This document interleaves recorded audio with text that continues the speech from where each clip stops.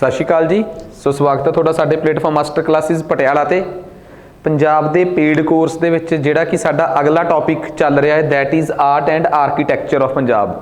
मतलब पंजाब विच कला ते भवन निर्माण।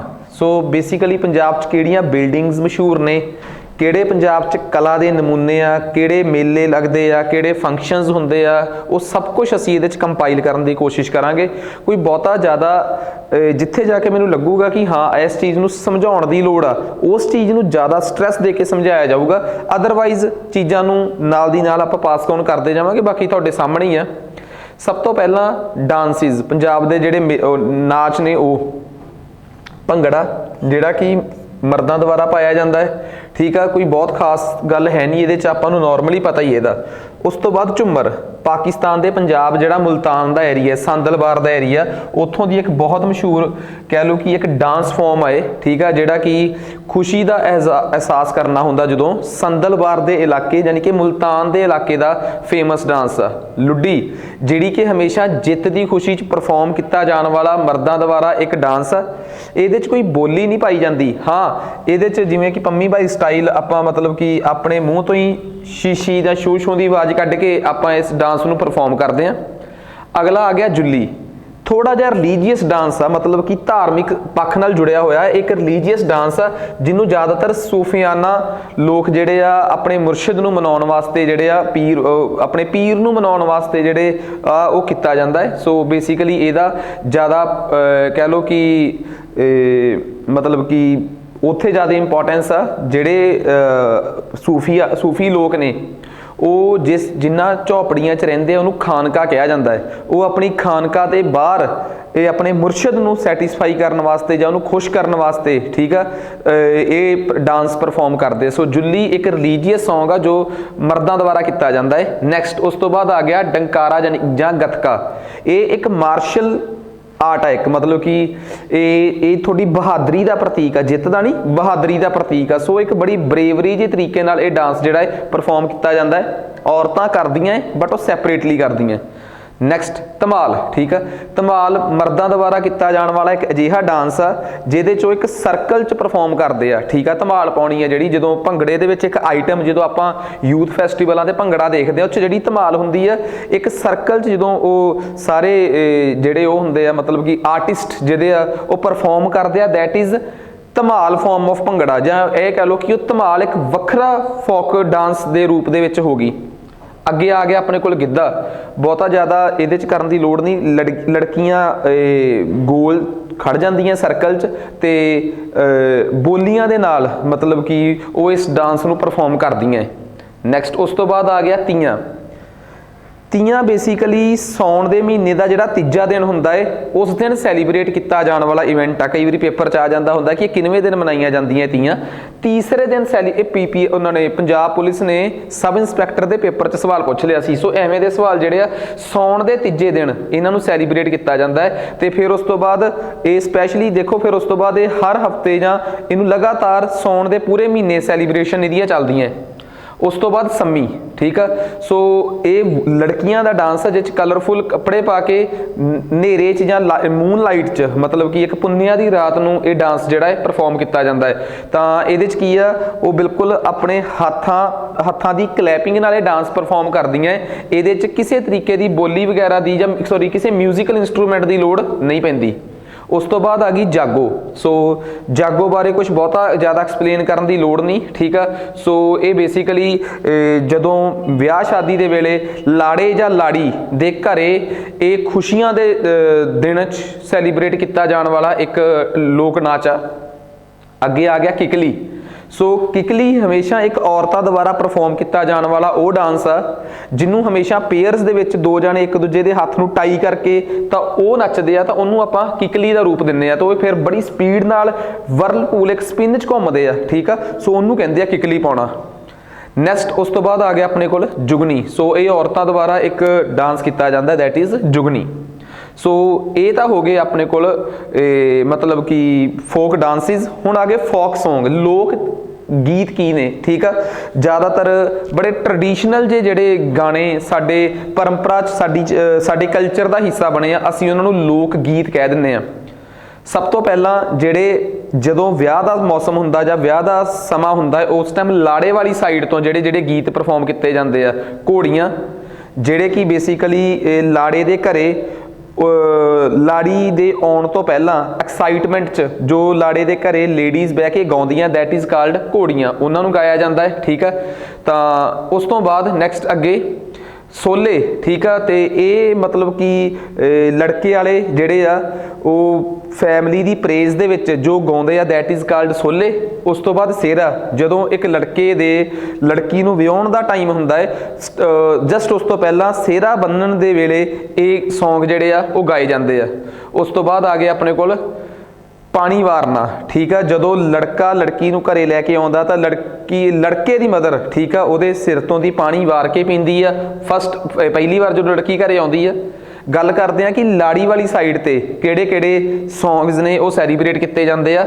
ਸੁਹਾਗ, ਲੜਕੀ ਦੇ ਵਿਆਹ ਤੋਂ ਪਹਿਲਾਂ ਲੇਡੀਜ਼ ਉਹਨਾਂ ਦੇ ਘਰੇ ਇਕੱਠੇ ਹੋ ਕੇ ਜੋ ਸੌਂਗ ਪਰਫਾਰਮ ਕਰਦੀਆਂ ਉਹਨਾਂ ਨੂੰ ਆਪਾਂ ਸੁਹਾਗ ਕਹਿੰਦੇ ਆ। ਸਿੱਠਣੀਆਂ, ਜਦੋਂ ਲੜਕੀ ਪਹਿਲੀ ਵਾਰ ਆਪਣੇ ਘਰੇ ਮਤਲਬ ਆਪਣੇ ਪੇਕੇ ਘਰੇ ਸਹੁਰਿਆਂ ਤੋਂ ਪਹਿਲੀ ਵਾਰ ਆਉਂਦੀ ਹੈ, ਜਿਹਨੂੰ ਫੇਰਾ ਪਾਉਣਾ ਕਹਿ ਦਿੰਦੇ ਆ, ਉਸ ਟਾਈਮ ਸਿੱਠਣੀਆਂ ਗਾਇਆ ਜਾਂਦੀਆਂ। ਮਾਈਏ, ਇਹ ਜਦੋਂ ਲੜਕੀ ਜਿਹੜੀ ਆ ਵਿਆਹ ਵਾਸਤੇ ਤਿਆਰ ਹੋ ਰਹੀ ਹੁੰਦੀ ਆ ਉਸ ਟਾਈਮ ਪਰਫਾਰਮ ਕੀਤਾ ਜਾਣ ਵਾਲਾ ਹੈ। ਤੇ ਵਿਦਾਈ, ਜਦੋਂ ਲੜਕੀ ਵਿਆਹ ਵਾਲੇ ਦਿਨ ਸ਼ਾਮੀ ਆਪਣੇ ਸਹੁਰੇ ਘਰ ਜਾਣ ਲੱਗਦੀ ਆ ਉਸ ਟਾਈਮ ਜੋ ਪਰਫਾਰਮੈਂਸ ਹੁੰਦੀ ਆ, ਦੈਟ ਇਜ਼ ਕਾਲਡ ਵਿਦਾਈ। ਇਹ ਹੋ ਗਏ ਬ੍ਰਾਈਡ ਰੂਮ ਤੇ ਬ੍ਰਾਈਡ, ਮਤਲਬ ਲਾੜੇ ਤੇ ਲਾੜੀ ਵਾਲੀ ਸਾਈਡ ਤੇ ਜੋ ਵੀ ਪਰਫਾਰਮੈਂਸਿਸ ਨੇ ਉਹ ਕਵਰ ਕਰ ਲਈਆਂ ਆਪਾਂ। ਨੈਕਸਟ ਉਸ ਤੋਂ ਬਾਅਦ ਆ ਗਏ ਮਿਸਲੀਨੀਅਸ ਸੌਂਗ। ਤਰਿੰਜਣਾ ਬੇਸਿਕਲੀ ਲੜਕੀਆਂ ਜਦੋਂ ਇਕੱਠੀਆਂ ਹੋ ਕੇ, ਠੀਕ ਆ, ਤਾਂ ਇੱਕ ਬਰਗਦ ਦੇ ਰੁੱਖ ਥੱਲੇ ਸਾਰੀਆਂ ਆਪਣੇ ਪੇਕੇ ਘਰ ਆ ਕੇ ਸਪੈਸ਼ਲੀ ਜੋ ਖੁਸ਼ੀਆਂ ਮਨਾਉਂਦੀਆਂ ਨੇ ਤਾਂ ਉਹਨੂੰ ਕਹਿੰਦੇ ਤਰਿੰਜਣਾ।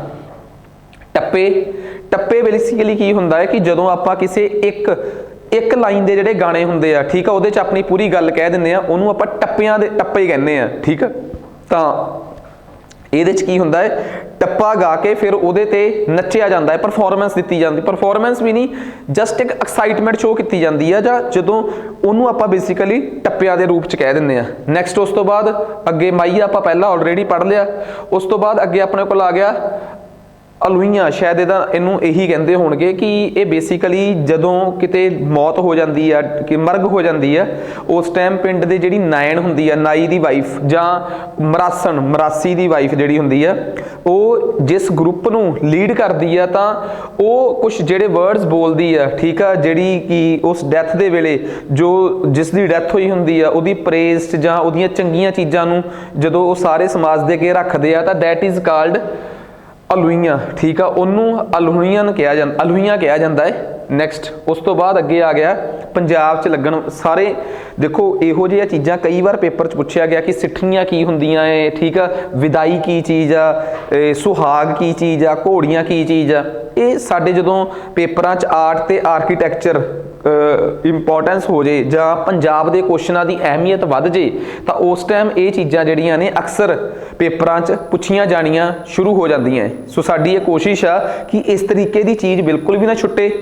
ਹਾਂ, ਕੁਝ ਟੌਪਿਕ ਸੀਗੇ ਜਿਹੜੇ ਕਿਸੇ ਕਾਰਨ ਕਰਕੇ ਅਪਡੇਸ਼ਨਸ ਨਾ ਹੋਣ ਕਰਕੇ ਮੈਂ ਅਪਲੋਡ ਨਹੀਂ ਸੀ ਕਰ ਸਕਿਆ, ਸੋ ਹੁਣ ਉਹਨਾਂ ਨੂੰ ਪ੍ਰੋਪਰਲੀ ਅਪਲੋਡ ਕੀਤਾ ਜਾ ਰਿਹਾ ਤਾਂ ਕਿ ਕੰਟੈਂਟ ਜਿਹੜਾ ਤੁਹਾਡੇ ਕੋਰਸ ਦੇ ਵਿੱਚ ਆ ਉਹ ਤੁਹਾਨੂੰ ਪੂਰਾ ਹੀ ਮਿਲੇ। ਹੁਣ ਅਗਲੀ ਚੀਜ਼ ਆ ਗਈ ਮੇਲੇ ਤੇ ਤਿਉਹਾਰ। ਸਭ ਤੋਂ ਪਹਿਲਾ ਤਿਉਹਾਰ ਆ ਗਿਆ ਜੀ ਬਸੰਤ ਪੰਚਮੀ, ਜਿਹੜੀ ਕਿ ਮਾਘੀ ਦੇ ਮਹੀਨੇ ਦੀ ਸ਼ੁਰੂਆਤ ਦੇ ਤੌਰ ਤੇ ਸੈਲੀਬ੍ਰੇਟ ਕੀਤੀ ਜਾਂਦੀ ਹੈ। ਠੀਕ ਆ, ਸੋ ਪੋਹ ਦਾ ਮਹੀਨਾ ਉਦੋਂ ਖਤਮ ਹੁੰਦਾ ਹੈ। ਸੋ ਮਾਘੀ ਬੇਸਿਕਲੀ ਛਰੇਟਾ ਸਾਹਿਬ ਅੰਮ੍ਰਿਤਸਰ ਦੀ ਬਹੁਤ ਮਸ਼ਹੂਰ ਆ। ਠੀਕ ਆ, ਸੋ ਇਹ ਹੋ ਗਿਆ ਜੀ ਆਪਣੇ ਕੋਲ ਮਾਘੀ ਦਾ ਮੇਲਾ, ਜਿੱਥੇ ਸਭ ਤੋਂ ਵੱਧ ਇੰਜੋਏ ਮਤਲਬ ਕੀ ਲੱਗਦਾ ਹੈ, ਤੇ ਇਸ ਟਾਈਮ ਜੋ ਪਤੰਗਬਾਜ਼ੀ ਆ ਉਹ ਸਭ ਤੋਂ ਵੱਧ ਕੀਤੀ ਜਾਂਦੀ ਹੈ। ਉਸ ਤੋਂ ਬਾਅਦ ਅਗਲਾ ਆ ਗਿਆ ਵਿਸਾਖੀ ਦਾ ਸੰਬੰਧ ਅਨੰਦਪੁਰ ਸਾਹਿਬ ਨਾਲ ਆ, ਕਿਉਂਕਿ 30 ਮਾਰਚ 1699 ਨੂੰ ਜਿਸ ਦਿਨ ਵਿਸਾਖੀ ਸੀ ਉਸ ਦਿਨ 30 ਮਾਰਚ ਸੀ। 30 ਮਾਰਚ 1699 ਨੂੰ ਖਾਲਸਾ ਪੰਥ ਦੀ ਸਥਾਪਨਾ ਕੀਤੀ ਸੀ, ਉਸੇ ਨੂੰ ਸੈਲੀਬ੍ਰੇਟ ਕਰਕੇ ਵਿਸਾਖੀ ਜਿਹੜੀ ਆ ਮਨਾਈ ਜਾਂਦੀ ਆ। ਵੈਸੇ ਇਸ ਦਾ ਇੱਕ ਸੰਬੰਧ ਫਸਲੀ ਚੱਕਰ ਨਾਲ ਵੀ ਆ, ਕ੍ਰੌਪ ਰੋਟੇਸ਼ਨ ਨਾਲ ਵੀ ਆ।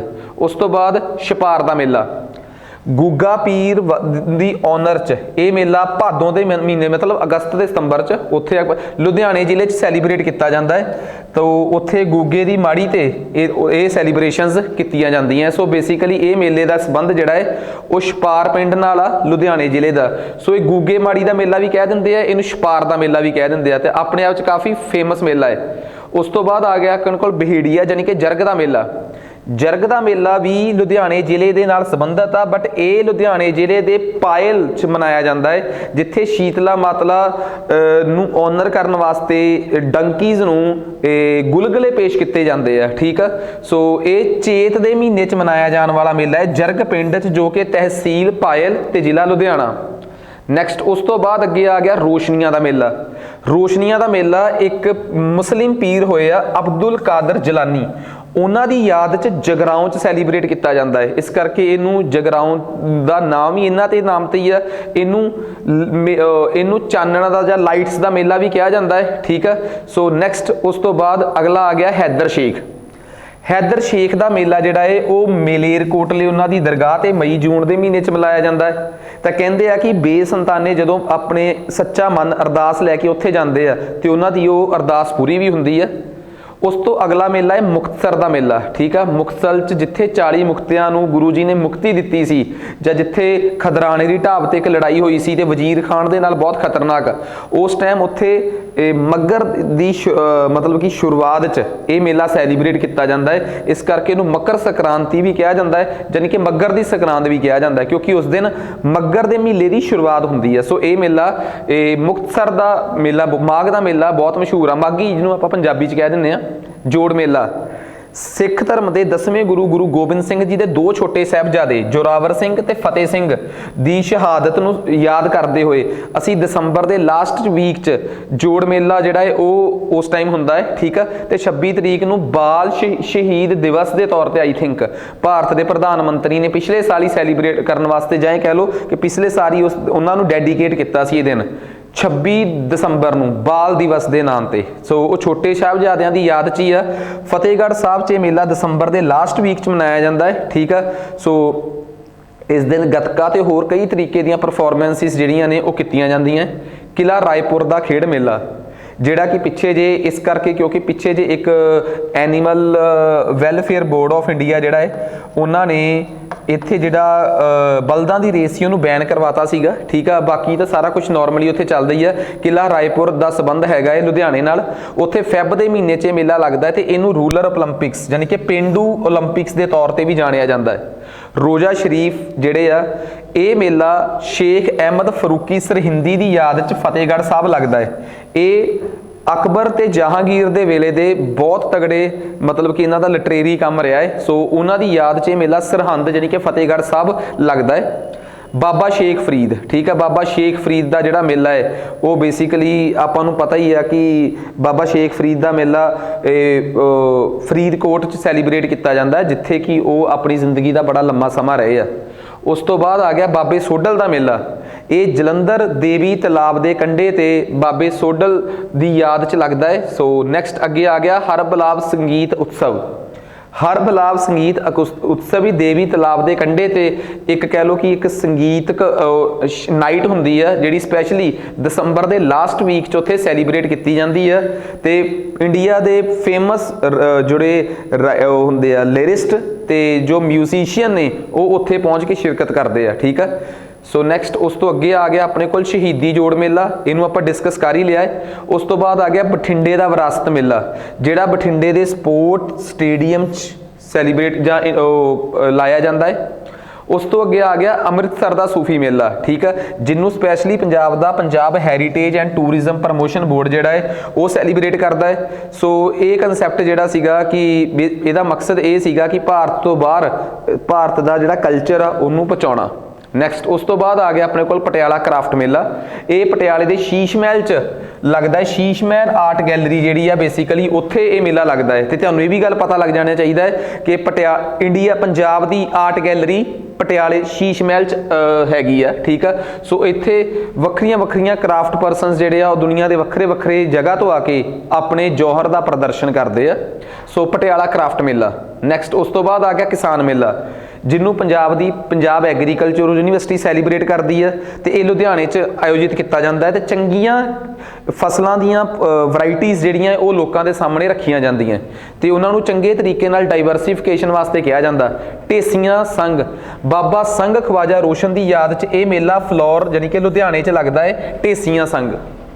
ਮੀਰ ਸ਼ਾਹ ਹੁਸੈਨ ਜਿਹੜੇ ਆ ਕਾਫੀਆਂ ਵਾਸਤੇ ਬੜੇ ਮਸ਼ਹੂਰ ਆ, ਉਹਨਾਂ ਦਾ ਮੇਲਾ ਵੈਸੇ ਤਾਂ ਲਾਹੌਰ 'ਚ ਲੱਗਦਾ ਹੈ ਜਿੱਥੇ ਉਹਨਾਂ ਦੀ ਦਰਗਾਹ ਬਣੀ ਹੋਈ ਆ, ਪਰ ਪੰਜਾਬ 'ਚ ਵੀ ਸ਼ਾਹ ਹੁਸੈਨ ਦੇ ਨਾਂ ਤੇ ਮੇਲਾ ਨਕੋਦਰ 'ਚ ਲੱਗਦਾ ਹੈ। ਆ PCS ਨੇ ਪੇਪਰ 'ਚ ਸਵਾਲ ਪੁੱਛਿਆ ਹੋਇਆ 2000 ਮੈਂ ਪਿੱਛੇ ਜੇ ਇੱਕ ਵੀਡੀਓ ਬਣਾ ਕੇ ਸਾਰੇ 35 ਸਵਾਲ ਜੋ ਅੱਜ ਤੱਕ PCS ਦੇ ਰਜਿਸਟਰ ਦੇ ਪੇਪਰ 'ਚ ਆਏ ਆ ਡਿਸਕਸ ਕਰਾਏ ਸੀ, ਕਿੱਡੇ ਔਖੇ ਸਵਾਲ ਆ, ਉਹਨਾਂ 'ਚ ਵੀ ਇਹ ਸਵਾਲ ਆਇਆ ਹੋਇਆ ਹੈ। ਠੀਕ ਆ।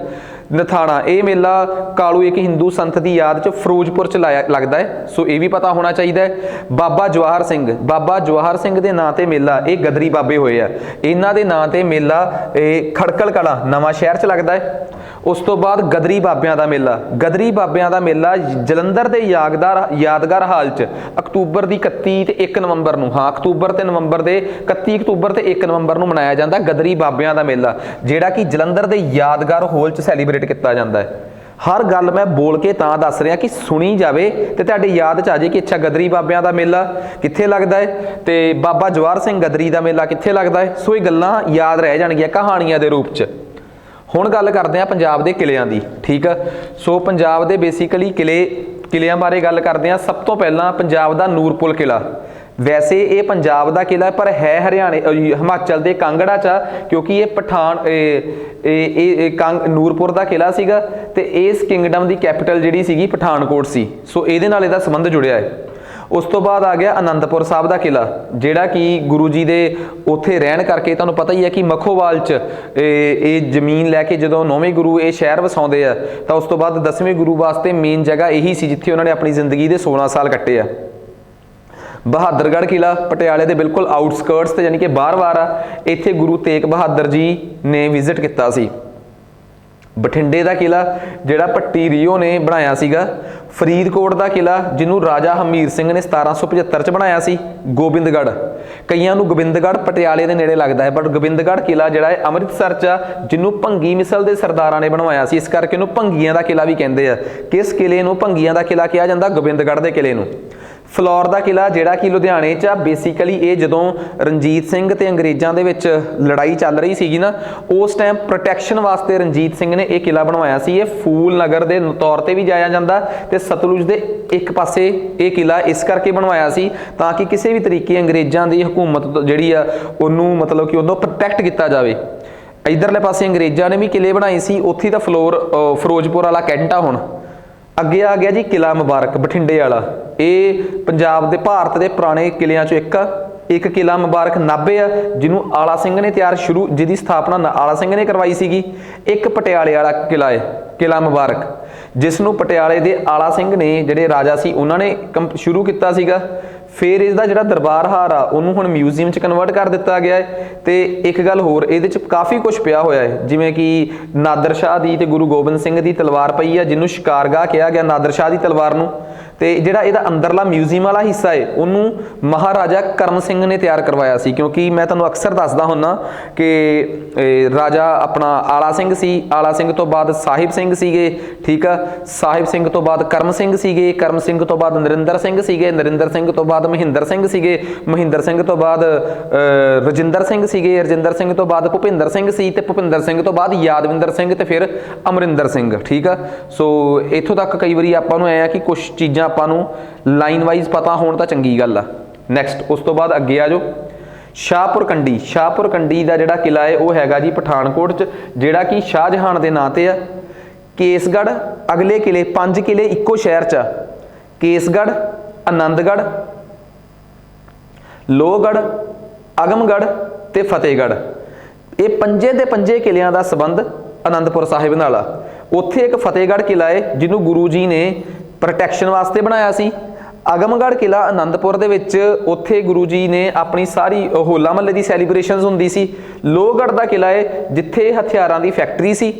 ਨਾਲ ਹੀ ਆਨੰਦਗੜ੍ਹ ਦਾ ਕਿਲਾ ਹੈ ਜਿਹੜਾ ਕਿ ਆਨੰਦਪੁਰ ਸ਼ਹਿਰ ਦੇ ਬਿਲਕੁਲ ਸੈਂਟਰ 'ਚ ਤੇ ਕੇਸਗੜ੍ਹ ਕਿਲਾ ਜਿਹੜਾ ਹੈ ਉਹ ਬੇਸਿਕਲੀ ਇਸ ਦੀ ਸ਼ੁਰੂਆਤ ਜਿਹੜੀ ਆ ਉਹ 1699 'ਚ ਹੋਈ ਸੀ, ਜਿੱਥੋਂ ਕਿ ਆਨੰਦਪੁਰ ਸਾਹਿਬ ਦੀ ਜਦੋਂ ਸ਼ੁਰੂਆਤ ਹੋਈ ਹੈ ਨਾ ਤੇ ਸਭ ਤੋਂ ਪਹਿਲਾਂ ਇਸ ਕੇਸਗੜ੍ਹ ਦਾ ਨਿਰਮਾਣ ਕੀਤਾ ਗਿਆ। ਕੇਸਗੜ੍ਹ, ਆਨੰਦਗੜ੍ਹ, ਲੋਹਗੜ੍ਹ, ਆਗਮਗੜ੍ਹ ਤੇ ਫਤਿਹਗੜ੍ਹ ਇਹ 5 ਕਿਲੇ ਨੇ ਜਿਨ੍ਹਾਂ ਨੂੰ ਜੇ ਜੋੜਿਆ ਜਾਵੇ ਤਾਂ ਇਹ ਪੂਰਾ ਆਨੰਦਪੁਰ ਸਾਹਿਬ ਬਣਦੇ ਆ। ਇੰਪੋਰਟੈਂਟ ਗੱਲ ਸੀ, ਕਈ ਵਾਰੀ ਅਸੀਂ ਸਕਿਪ ਕਰ ਦਿੰਦੇ ਆ। ਸਰਾਈ ਨੂਰ ਮਹਿਲ ਦਾ ਕਿਲਾ ਜਲੰਧਰ ਆ ਜਿਹਨੂੰ ਜਹਾਂਗੀਰ ਨੇ ਬਣਾਇਆ ਸੀ, ਸਰਾਏ ਨੂਰ ਮਹਿਲ। ਸੋ ਇੰਪੋਰਟੈਂਟ ਆ, ਜਿੰਨੇ ਪੰਜਾਬ ਦੇ ਇੰਪੋਰਟੈਂਟ ਕਿਲੇ ਸੀਗੇ, ਠੀਕ ਆ, ਇਹ ਸਾਰੇ ਅਸੀਂ ਇੱਕ ਤਰ੍ਹਾਂ ਦੇ ਕੰਪਾਈਲ ਕੀਤੇ ਆ। ਗੱਲ ਇਕੱਲੇ ਕੰਪਾਈਲ ਕਰਨ ਦੀ ਨਹੀਂ, ਹਰ ਚੀਜ਼ ਨੂੰ ਡਿਸਕਸ ਵੀ ਕੀਤਾ ਜਾ ਰਿਹਾ ਹੈ ਤਾਂ ਜੋ ਕਿਸੇ ਵੀ ਆਨੇ ਬਹਾਨੇ ਤੁਹਾਨੂੰ ਇਹ ਚੀਜ਼ਾਂ ਯਾਦ ਰਹਿ ਜਾਣ। ਗੱਲ ਕਰਦੇ ਆ ਪੰਜਾਬ ਦੇ ਪੈਲੇਸਿਸ ਦੀਆਂ। ਰਣਜੀਤ ਸਿੰਘ ਦਾ ਸਮਰ ਪੈਲੇਸ, ਗਰਮੀਆਂ 'ਚ ਰਣਜੀਤ ਸਿੰਘ ਅਕਸਰ ਅੰਮ੍ਰਿਤਸਰ ਥੋੜਾ ਜਿਹਾ ਠੰਡਾ ਇਲਾਕਾ ਹੈ, ਠੀਕ ਆ, ਇਸ ਕਰਕੇ ਉੱਥੇ ਆ ਜਾਂਦੇ ਸੀਗੇ। ਸੋ ਇਹ ਬਿਲਕੁਲ ਜਿਹੜਾ ਉੱਥੇ ਅੰਮ੍ਰਿਤਸਰ 'ਚ ਰਾਮਬਾਗ ਆ ਨਾ ਉਹਦੇ ਬਿਲਕੁਲ ਸੈਂਟਰ 'ਚ ਬਣਿਆ ਹੋਇਆ ਹੈ, ਠੀਕ ਆ। ਇਹਨੂੰ ਭਾਈ ਲਹਿਣਾ ਸਿੰਘ, ਦੇਸਾ ਸਿੰਘ ਮਜੀਠੀਆ ਤੇ ਫਕੀਰ ਅਜ਼ੀਜ਼ੁਦੀਨ ਇਹਨਾਂ ਦੀ ਆਬਜ਼ਰਵੇਸ਼ਨ 'ਚ ਤਿਆਰ ਕਰਵਾਇਆ ਗਿਆ ਸੀਗਾ। ਓਲਡ ਮੋਤੀ ਬਾਗ ਆਪਾਂ ਨੂੰ ਪਤਾ ਹੀ ਹੈ ਕਿ ਪਟਿਆਲੇ ਆ। ਸ਼ੁਰੂ ਕੀਤੀ ਸੀ ਕੰਸਟਰਕਸ਼ਨ ਨਰਿੰਦਰ ਸਿੰਘ ਨੇ, ਠੀਕ ਆ, ਤੇ ਫਾਈਨਲੀ ਨਰਿੰਦਰ ਸਿੰਘ ਤੋਂ ਬਾਅਦ ਆਪਾਂ ਨੂੰ ਪਤਾ ਹੈ ਕਿ ਰਜਿੰਦਰ ਸਿੰਘ ਆਏ ਆ। ਰਜਿੰਦਰ ਸਿੰਘ ਤੋਂ ਬਾਅਦ ਮਹਿੰਦਰ ਸਿੰਘ, ਰਜਿੰਦਰ ਸਿੰਘ, ਉਸ ਤੋਂ ਬਾਅਦ ਭੁਪਿੰਦਰ ਸਿੰਘ ਦੇ ਸਮੇਂ ਜਾ ਕੇ ਇਹ ਕੰਪਲੀਟ ਹੋ ਗਿਆ। ਫਿਲਹਾਲ ਇੱਥੇ ਨੇਤਾ ਜੀ ਸੁਭਾਸ਼ ਚੰਦਰ ਬੋਸ ਦੇ ਨਾਮ ਤੇ ਜਿਹੜਾ NIS ਆ ਪਟਿਆਲੇ ਦਾ ਉਹ ਆ। ਇੰਡੀਆ 'ਚ 2 ਹੀ NIS ਆ, ਦੂਜਾ ਦੱਸੋ ਕਿੱਥੇ ਆ? ਸ਼ੀਸ਼ ਮਹਿਲ ਇਹ ਵੀ ਪਟਿਆਲੇ 'ਚ। ਸ਼ੀਸ਼ ਮਹਿਲ ਜਿਹੜਾ ਹੈ ਇਹਨੂੰ ਨਰਿੰਦਰ ਸਿੰਘ ਨੇ ਬਣਵਾਇਆ ਸੀ। ਸੋ ਪਤਾ ਲੱਗ ਗਿਆ ਨਾ ਕਿ ਓਲਡ ਮੋਤੀ ਬਾਗ ਜਿਹੜਾ ਹੈ ਉਹਨੂੰ ਨਰਿੰਦਰ ਸਿੰਘ ਨੇ ਬਣਾਉਣਾ ਸ਼ੁਰੂ ਕੀਤਾ ਸੀ ਤੇ ਕੰਪਲੀਟ ਕਰਾਇਆ ਭੁਪਿੰਦਰ ਸਿੰਘ ਨੇ। ਸ਼ੀਸ਼ ਮਹਿਲ ਨਰਿੰਦਰ ਸਿੰਘ ਨੇ ਬਣਾਇਆ। ਤੇ ਮਹਾਰਾਜਾ ਸ਼ੇਰ ਸਿੰਘ ਪੈਲੇਸ, ਰਣਜੀਤ ਸਿੰਘ ਦਾ ਮੁੰਡਾ ਸੀਗਾ ਸ਼ੇਰ ਸਿੰਘ, ਉਹਨਾਂ ਦਾ ਪੈਲੇਸ ਬਟਾਲੇ 'ਚ ਕਹਿੰਦੇ ਆ ਕਿ ਇੱਥੋਂ ਇੱਕ ਅੰਡਰਗਰਾਊਂਡ ਗੁਫਾ ਜਲ ਮਹਿਲ ਜਿਹੜਾ ਹੈ ਉਹ ਮਤਲਬ ਕਿ ਇਸ ਪੈਲੇਸ ਤੋਂ ਜਲ ਮਹਿਲ ਨੂੰ ਕਨੈਕਟ ਕੀਤਾ ਗਿਆ ਸੀ ਟਨਲ ਦੇ ਥਰੂ, ਤਾਂ ਕਿ ਇੱਥੇ ਨਹਾਉਣ ਵਗੈਰਾ ਦਾ ਪ੍ਰਬੰਧ ਸੀਗਾ, ਜਿੱਥੇ ਬਿਆਸ ਦੇ ਵਿੱਚੋਂ ਪਾਣੀ ਲਿਆ ਗਿਆ ਸੀਗਾ। ਜਗਤਜੀਤ ਜੀ ਦਾ ਪੈਲੇਸ ਜਿਹੜਾ ਹੈ ਕਪੂਰਥਲੇ ਆ, ਕਿਉਂਕਿ ਕਪੂਰਥਲੇ ਦੇ ਉਹ ਪ੍ਰਿੰਸ ਰਹੇ ਆ। ਇਹਦਾ ਆਰਕੀਟੈਕਟ ਡਿਜ਼ਾਈਨ ਕੀਤਾ ਸੀ ਮਾਰਸ਼ਲ ਜੀ ਨੇ ਤੇ ਇਹਨੂੰ ਬਣਾਇਆ ਇੱਕ ਲੋਕਲ ਬਿਲਡਰ ਅਲਾਦੀਤਾ ਨਹੀਂ ਸੀਗਾ। ਸੋ ਜਗਤਜੀਤ ਪੈਲੇਸ ਕਪੂਰਥਲੇ। ਅਲੀਸ ਪੈਲੇਸ ਕਪੂਰਥਲੇ ਆ, ਜਿੱਥੇ ਅੱਜ ਇੱਕ ਬੜਾ ਮਸ਼ਹੂਰ ਸਕੂਲ ਵੀ ਆ ਉਹਦੇ 'ਚ, ਠੀਕ ਆ। ਸੋ ਇਹਨੂੰ ਬਿਕਰਮ ਸਿੰਘ ਨੇ ਬਣਾਇਆ ਸੀਗਾ 1862 'ਚ। ਰਾਜ ਮਹਿਲ ਪੈਲੇਸ ਫਰੀਦਕੋਟ, ਜਿਹਨੂੰ ਬਿਕਰਮ ਸਿੰਘ ਨੇ ਬਣਾਇਆ ਸੀ, ਫਰੀਦਕੋਟ ਦੇ ਰਾਜੇ, ਤੇ ਬਾਅਦ 'ਚ ਬਲਬੀਰ ਸਿੰਘ ਨੇ। ਸ਼ੀਸ਼ ਮਹਿਲ ਹੁਸ਼ਿਆਰਪੁਰ ਵਾਲਾ ਉਹਨੂੰ ਲਾਲਾ ਹੰਸਰਾਜ ਜੈਨ ਨੇ ਬਣਾਇਆ, ਜਿਹੜਾ ਹੁਸ਼ਿਆਰਪੁਰ ਦਾ ਸ਼ੀਸ਼ ਮਹਿਲ ਆ। ਵਿਰਾਸਤ ਏ ਖਾਲਸਾ ਇਹ ਪੰਜਾਬ ਸਰਕਾਰ ਨੇ ਹੁਣ ਤਿਆਰ ਕੀਤਾ ਹੈ ਤੇ ਇਹਦਾ ਡਿਜ਼ਾਈਨ ਤਿਆਰ ਕੀਤਾ ਸੀ ਇੱਕ ਇਜ਼ਰਾਈਲੀ ਆਰਕੀਟੈਕਟ ਸੀਗੇ ਮੋਸ਼ੀ ਸ਼ੈਫੇ, ਉਹਨਾਂ ਨੇ ਇਹਦਾ ਡਿਜ਼ਾਈਨ ਤਿਆਰ ਕੀਤਾ ਹੈ। ਪੁੱਲ ਕੰਜਰੀ ਬਿਲਕੁਲ ਵਾਘਾ ਬਾਰਡਰ ਦੇ ਨੇੜੇ ਹੀ ਆ ਅੰਮ੍ਰਿਤਸਰ, ਜਿਹਨੂੰ ਕਿ ਇੱਕ ਆਪਣੀ ਵਾਈਫ ਜਾਂ ਦੇ ਵਾਸਤੇ ਤਿਆਰ ਕਰਵਾਇਆ ਸੀਗਾ ਮਹਾਰਾਜਾ ਰਣਜੀਤ ਸਿੰਘ ਨੇ, ਠੀਕ ਆ। ਸੋ ਇਹ ਹੋ ਗਏ ਪੰਜਾਬ ਦੇ ਕੁਝ ਪੈਲੇਸਿਸ ਜਿਹੜੇ ਕਿ ਕਿਸੇ ਨਾ ਕਿਸੇ ਕਾਰਨ ਕਰਕੇ ਖਬਰਾਂ 'ਚ ਰਹਿੰਦੇ ਆ ਜਾਂ ਹਾਈਲਾਈਟਡ ਨੇ, ਤੇ ਜਾਂ ਇਹ ਕਹਿ ਲਓ ਕਿ ਤੁਹਾਡੇ ਪੇਪਰਾਂ 'ਚ ਆ ਸਕਦੇ ਆ। ਚਲਿਏ ਆਪਾਂ ਅੱਗੇ ਆ ਗਏ ਜੀ ਪੰਜਾਬ ਦੇ ਮਿਊਜ਼ੀਅਮਸ। ਸੋ ਸਭ ਤੋਂ ਪਹਿਲਾਂ ਆਪਾਂ ਮਿਊਜ਼ੀਅਮਸ ਦੀ ਗੱਲ ਕਰਦੇ ਹਾਂ। ਹੁਸੈਨੀ ਵਾਲਾ ਮਿਊਜ਼ੀਅਮ, ਹੁਸੈਨੀ ਵਾਲਾ ਤੋਂ ਪਤਾ ਲੱਗ ਗਿਆ ਕਿ ਭਗਤ ਸਿੰਘ ਨਾਲ ਸੰਬੰਧਿਤ ਹੋਊਗਾ, ਫਿਰੋਜ਼ਪੁਰ 'ਚ। ਇੱਥੇ ਸਾਡੇ ਫਰੀਡਮ ਫਾਈਟਰਸ ਨੂੰ ਸ਼ਹੀਦੀ ਦਿੱਤੀ ਗਈ ਸੀਗੀ, ਠੀਕ ਆ। ਸੋ ਇੱਥੇ ਉਹਨਾਂ ਦੀ ਸ਼ਹੀਦੀ ਤੋਂ ਬਾਅਦ ਲਾਹੌਰ 'ਚ ਉਹਨਾਂ ਨੂੰ ਫਾਂਸੀ ਦੇਣ ਤੋਂ ਬਾਅਦ ਇੱਥੇ ਉਹਨਾਂ ਦੀ ਕ੍ਰੀਮੇਸ਼ਨ ਆਨਣ ਫਾਨਣ 'ਚ ਹੋਈ ਸੀ। ਇਹ ਤੁਹਾਨੂੰ ਸ਼ਾਇਦ ਪਤਾ ਹੋਵੇ ਸਾਰਿਆਂ ਨੂੰ ਕਿ ਉਹਨਾਂ ਦੀ ਕ੍ਰੀਮੇਸ਼ਨ ਨੂੰ ਲੈ ਕੇ ਕਿੰਨਾ ਵਿਵਾਦ ਸੀਗਾ। ਉਸ ਤੋਂ ਬਾਅਦ ਐਂਗਲੋ ਸਿੱਖ ਵਾਰ ਮੈਮੋਰੀਅਲ ਫਿਰੋਜ਼ਪੁਰ ਵਾਲਾ, ਤੁਹਾਨੂੰ ਪਤਾ ਕਿ ਜਿਹੜੀ ਸਿੱਖਾਂ ਦੀ ਫਸਟ ਐਂਗਲੋ ਵਾਰ ਹੋਈ ਆ ਉਹਨੂੰ ਮਤਲਬ ਕਿ ਡੈਡੀਕੇਟਡ ਆ ਇਹ ਫਸਟ ਐਂਗਲੋ ਸਿੱਖ ਵਾਰ ਨੂੰ। ਸੋ ਇਹ ਬੜੀ ਇੰਪੋਰਟੈਂਟ ਗੱਲ ਆ। ਇਹਦੇ ਆਰਕੀਟੈਕਟ ਨੇ HS ਚੋਪੜਾ, ਠੀਕ ਆ। ਸੋ ਇਹ ਜਿੱਥੇ ਰਾਜਸਥਾਨ ਕਨਾਲ ਤੇ ਸਰਹੰਦ ਫੀਡਰ ਕਨਾਲ ਆ ਉਹਦੇ ਕੰਢੇ ਤੇ ਹੈ। ਅੱਗੇ ਆ ਸਾਰਾਗੜੀ ਮੈਮੋਰੀਅਲ, ਇਹ ਵੀ ਸਾਰਾਗੜੀ ਜਿਹੜੀ ਕਿ ਇਹ ਸਾਰੇ ਜਿਹੜੇ ਲੋਕ ਸਾਰਾਗੜੀ 'ਚ ਸ਼ਹੀਦ ਹੋਏ ਸੀਗੇ ਉਹ ਫਿਰੋਜ਼ਪੁਰ ਦੇ ਸਾਰਾਗੜੀ ਪਿੰਡ ਦੇ ਸੀ, ਇਸ ਕਰਕੇ ਸਾਰਾਗੜੀ ਮੈਮੋਰੀਅਲ ਉੱਥੇ ਹੀ ਆ। 21+1 ਕਈ ਕੋਈ 22 ਕਹਿ ਦਿੰਦਾ, ਕੋਈ 21 ਸਿੱਖ ਸ਼ਹੀਦ ਹੋਏ ਸੀ ਅੰਗਰੇਜ਼ਾਂ ਵੱਲੋਂ ਲੜਦੇ 12 ਸਤੰਬਰ 1897 ਨੂੰ। ਕਿਹਨਾਂ ਨਾਲ ਭਲਾ? ਜਿਹੜੇ ਪੁਸ਼ਤੋ ਬੋਲਣ ਵਾਲੇ ਪਠਾਨ ਆ ਉੱਥੋਂ ਦੇ, ਅਫਗਾਨਿਸਤਾਨ ਤੇ ਪਾਕਿਸਤਾਨ ਦੇ ਬਾਰਡਰ ਦੇ, ਜਿਹੜੇ ਨਾਰਥ ਵੈਸਟ ਫਰੰਟੀਅਰ ਪ੍ਰੋਵਿੰਸ 'ਚ ਭਾਰਤ ਦੀ ਜਿਹੜੀ ਉਸ ਟਾਈਮ ਦੀ ਅੰਗਰੇਜ਼ ਹਕੂਮਤ ਦੀ ਜਿਹੜੀ 36ਵੀਂ ਸਿੱਖ ਰੈਜੀਮੈਂਟ ਸੀ ਉਹਦੇ ਇਹ 21 ਜਵਾਨ ਸੀ। ਤੇ ਇਹਦਾ ਮੇਰੇ ਦਿਮਾਗ 'ਚੋਂ ਨਾਮ ਸਕਿਪ ਹੋ ਗਿਆ। ਹੌਲਦਾਰ ਮੇਰੇ ਜਿਹੜੇ ਮੇਨ ਜਿਨ੍ਹਾਂ ਦੇ ਅੰਡਰ ਇਹ ਸਾਰਾਗੜੀ ਦੀ ਲੜਾਈ ਹੋਈ ਸੀਗੀ, ਹੌਲਦਾਰ ਈਸ਼ਰ ਸਿੰਘ, ਠੀਕ ਆ। ਆਈ ਥਿੰਕ ਈਸ਼ਰ ਸਿੰਘ ਹੀ ਸੀ, ਤੁਸੀਂ ਵੀ ਜ਼ਰੂਰ ਚੈੱਕ ਕਰ ਲਿਓ। ਮੈਂ ਸਾਰਾਗੜੀ ਦੀ ਲੜਾਈ ਪੜ੍ਹਾਈ ਆ, ਕਈ ਵਾਰੀ ਸਕਿਪ ਹੋ ਜਾਂਦਾ ਦਿਮਾਗ 'ਚੋਂ। ਉਹਨਾਂ ਦੀ ਅਗਵਾਈ 'ਚ 21 ਦੇ 21 ਸਿੰਘਾਂ ਨੇ ਸ਼ਹਾਦਤ ਦਿੱਤੀ ਸੀ। ਬਰਕੀ ਮੈਮੋਰੀਅਲ ਇਹ ਵੀ ਫਿਰੋਜ਼ਪੁਰ 'ਚ ਆ, ਪਰ ਇਹ Anglo Indo China war 1900 Indo पाक वार 1965 च ਜਿਹੜੇ ਲੋਕ ਸ਼ਹੀਦ ਹੋਏ ਆ ਉਹਨਾਂ ਦੀ ਯਾਦ ਚ ਬਰਕੀ ਮੈਮੋਰੀਅਲ। ਜੰਗੇ ਆਜ਼ਾਦੀ, ਇਹ ਜਦੋਂ ਜੀਟੀ ਰੋਡ ਤੋਂ ਤੁਸੀਂ ਆਓਗੇ ਨਾ ਤੇ ਜਲੰਧਰ ਦੇ ਕੋਲ ਕਰਤਾਰਪੁਰ ਚ ਤੁਹਾਨੂੰ ਜੰਗੇ ਆਜ਼ਾਦੀ ਮੈਮੋਰੀਅਲ ਮਿਲੂਗਾ।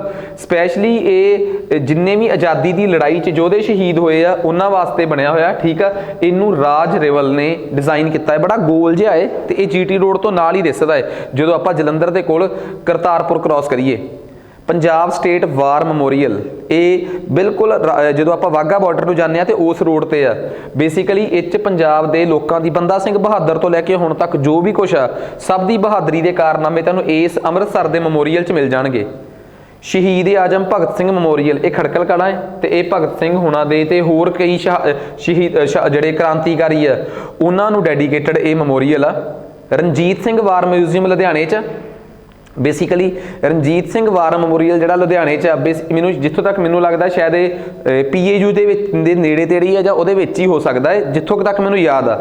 ਸੋ ਇੱਥੇ ਪਾਣੀਪਤ ਦੀ ਲੜਾਈਆਂ, ਐਂਗਲੋ ਸਿੱਖ ਵਾਰ ਤੇ ਹੋਰ ਰਾਮ ਰਾਵਣ ਯੁੱਧ, ਅਲੈਗਜ਼ੈਂਡਰ ਪੋਰਸ ਤੇ ਹੋਰ ਸ਼ੇਰ ਸਿੰਘ ਤੇ ਬਘੇਲ ਸਿੰਘ, ਇਹਨਾਂ ਨਾਲ ਰਿਲੇਟਡ ਯਾਦਗਾਰੀ ਚੀਜ਼ਾਂ ਤੁਹਾਨੂੰ ਰਣਜੀਤ ਸਿੰਘ ਵਾਰ ਮੈਮੋਰੀਅਲ 'ਚ ਮਿਲ ਜਾਣਗੀਆਂ। ਤੇ ਰਣਜੀਤ ਸਿੰਘ ਵਾਰ ਮੈਮੋਰੀਅਲ ਤੁਹਾਨੂੰ ਲੁਧਿਆਣੇ ਮਿਲੂਗਾ। Museum of rural life of India, ये भी लुधियाने च आ ते इनू अजैब घर भी कहा जाता ते ये भी पंजाब एग्रीकल्चर यूनीवर्सिटी च एसोसीएटेड आ। रणजीत सिंह म्यूजियम ਜਾਂ ਰਾਮਬਾਗ, ਇਹ ਤਾਂ ਦੱਸਣ ਦੀ ਲੋੜ ਹੀ ਨਹੀਂ ਕਿ ਇੱਥੇ ਰਾਮਬਾਗ 'ਚ ਉੱਥੇ ਸਿੱਕੇ ਜਾਂ ਜੋ ਵੀ ਕੁਛ 18ਵੀਂ ਤੇ 19ਵੀਂ ਸਦੀ ਨਾਲ ਰਿਲੇਟਡ ਆ ਪਿਆ ਹੈ। ਸੰਘੋਲ ਉੱਚਾ ਪਿੰਡ ਸਭ ਨੂੰ ਪਤਾ ਹੈ, ਇਹ ਪੰਜਾਬ ਦੀਆਂ ਜਿਹੜੀਆਂ 2-3 ਮਸ਼ਹੂਰ ਆਰਕੀਓਲੋਜੀਕਲ ਸਾਈਟਸ ਨੇ ਉਹਨਾਂ 'ਚੋਂ ਇੱਕ ਆ। ਸੋ ਇਹ ਫਤਿਹਗੜ੍ਹ ਸਾਹਿਬ 'ਚ। ਸੋ ਇੱਥੇ ਇੱਕ ਕਲੈਕਸ਼ਨ ਪਈ ਹੋਈ ਆ पंजाब दी सिंधु घाटी सभ्यता नाल रिलेटेड, ठीक है। इत्थे बड़ा एक स्तूपा भी आ बुद्धिस्ट मोंटेसरी का जिहड़ा कि तकरीबन बहुत साल अज तो 2000 साल पुराना है, ठीक है। एक गौरमेंट म्यूजियम आ जिहड़ा कि तुहानूं हुशियारपुर च मिलूगा। ये भी बिल्कुल इंडस वैली सिविलाइजेशन सिंधु घाटी सभ्यता नाल संबंधित भारत की साइट आ जिहड़ी दोलबाहा उत्थे ही आ, ठीक है। उस तो बाद अगला इंपॉर्टेंट आ गल समझ आ गई ना, दोलबाहा कित्थे आ? हुशियारपुर च। ये गल PCS के पेपर च आई हुई है, मैं जिहड़ी वीडियो सॉल्व कराई है ना उहदे च कराया होया है। ਅੱਗੇ ਆ ਗਿਆ म्यूजियम ऑफ आर्मरी, पंजाब ਦੇ ਵਿੱਚ ਇਹ ਕਿਲਾ ਮੁਬਾਰਕ ਦੇ ਵਿੱਚ ਸਥਿਤ ਆ, ਠੀਕ ਆ। Museum of armoury, art gallery Sheesh Mahal च स्थित आ, दोवें पटियाले च। म्यूजियम ऑफ आर्मरी ये कित्थे आ जी? ये भी पटियाले च ते आर्ट गैलरी भी पटियाले च। म्यूजियम ऑफ आर्मरी हैगा किला मुबारक च ते आर्ट गैलरी हैगी है शीश महल च। सो ये दो चीज़ां हो गईयां। स्पोर्ट्स म्यूजियम भी पटियाले च, NIS दे विच ही आ जिथे NIS आ। गुरु तेग बहादुर म्यूजियम रूपनगर च, जानी कि आनंदपुर साहब च, जिहड़ा उत्थे आनंदपुर साहब च गुरु गोबिंद सिंह जी की बजाय गुरु तेग बहादुर के नाम से उत्थे हैगा है अपना म्यूजियम। गौरमेंट म्यूजियम ते एंड आर्ट गैलरी, जिहड़ा गौरमेंट म्यूजियम आ वो दोलबाहा हुशियारपुर च ते government museum and art gallery Chandigarh च, जिथे पुराने समय दियां गंधारा टाइप दियां आर्ट्स, गंधारा बेसिकली की आ एक आर्ट फॉर्म आ, कला का एक तरीका है, ठीक है। पुराने समय च इस गंधारा, मथुरा ते अमरावती ये ना ਵੱਖਰੇ ਵੱਖਰੀਆਂ आर्ट फॉर्म्स ਹੁੰਦੀਆਂ ਸੀ। बुद्ध ਦੀਆਂ मूर्तियां ਬਣਾਉਣ ਦੇ ਤਰੀਕੇ ਸੀ ਜਿਹੜੇ ਹਰ ਇੱਕ ਵੱਖਰੇ ਵੱਖਰੇ ਇਲਾਕਾ 'ਚ। ਗੰਧਾਰਾ ਨਾਮ ਪਿਆ ਕੰਧਾਰ ਤੋਂ ਕਿ ਜਿਹੜੀਆਂ ਕੰਧਾਰ ਵਾਲੇ ਪਾਸੇ ਉਦੋਂ ਮੂਰਤਾਂ ਬਣਦੀਆਂ ਸੀ। ਮਥੁਰਾ ਆਰਟ ਜਿਹੜੇ UP ਦੇ ਇਲਾਕੇ 'ਚ ਮੂਰਤਾਂ ਬਣਦੀਆਂ ਸੀ। ਅਮਰਾਵਤੀ ਇਸ ਇਲਾਕੇ 'ਚ ਹੋ ਗਈਆਂ। ਸੋ ਆਪੋ ਆਪਣੇ ਇਲਾਕੇ ਦੇ ਨਾਮ ਤੋਂ ਮੂਰਤਾਂ ਦੇ ਨਾਮ ਪਏ ਸੀਗੇ। ਸੋ ਇੱਥੇ ਗੰਧਾਰਾ ਸਕਲਪਚਰਸ ਦੀ ਕਲੈਕਸ਼ਨ ਬਹੁਤ ਜ਼ਿਆਦੀ ਹੈ। ਅੱਗੇ ਆ ਗਿਆ ਲਾਲਾ ਲਾਜਪਤ ਰਾਏ ਦਾ ਧੁੱਦੀਕਾਂ, ਜਿਹੜਾ ਇਹਨਾਂ ਦੇ ਪਿੰਡ ਦਾ ਨਾਮ ਆ, ਠੀਕ ਆ। ਉੱਥੇ ਇਹ ਮਤਲਬ ਕਿ ਮਿਊਜ਼ੀਅਮ ਹੈਗਾ ਲੁਧਿਆਣੇ 'ਚ, ਜਗਰਾਉਂ ਦੇ ਵਿੱਚ ਪੈਂਦਾ ਹੈ, ਠੀਕ ਆ। ਸੋ ਇਹ ਇੱਥੇ ਇਹਨਾਂ ਨੂੰ ਪਤਾ ਹੀ ਆ ਕਿ ਲਾਲਾ ਲਾਜਪਤ ਰਾਏ ਨੂੰ ਪੰਜਾਬ ਕੇਸਰੀ ਤੇ ਇਹਦੇ ਨਾਮ ਨਾਲ ਜਾਣਿਆ ਜਾਂਦਾ ਹੈ, ਠੀਕ ਆ। ਤੁਸੀਂ ਜ਼ਰੂਰ ਕਿ ਲਾਲਾ ਲਾਜਪਤ ਰਾਏ ਦਾ ਜਨਮ ਕਿਸ ਪਿੰਡ 'ਚ ਹੋਇਆ ਉਹਨੂੰ ਸਰਚ ਕਰਕੇ ਜ਼ਰੂਰ ਲਿਖਿਓ, ਠੀਕ ਆ। ਨੈਕਸਟ ਆਰਕੋਲੋਜੀਕਲ ਮਿਊਜ਼ੀਅਮ, ਜਿਹੜਾ ਪੰਜਾਬ ਦਾ ਆਰਕੋਲੋਜੀਕਲ ਮਿਊਜ਼ੀਅਮ ਆ ਉਹ ਰੋਪੜ 'ਚ ਆ।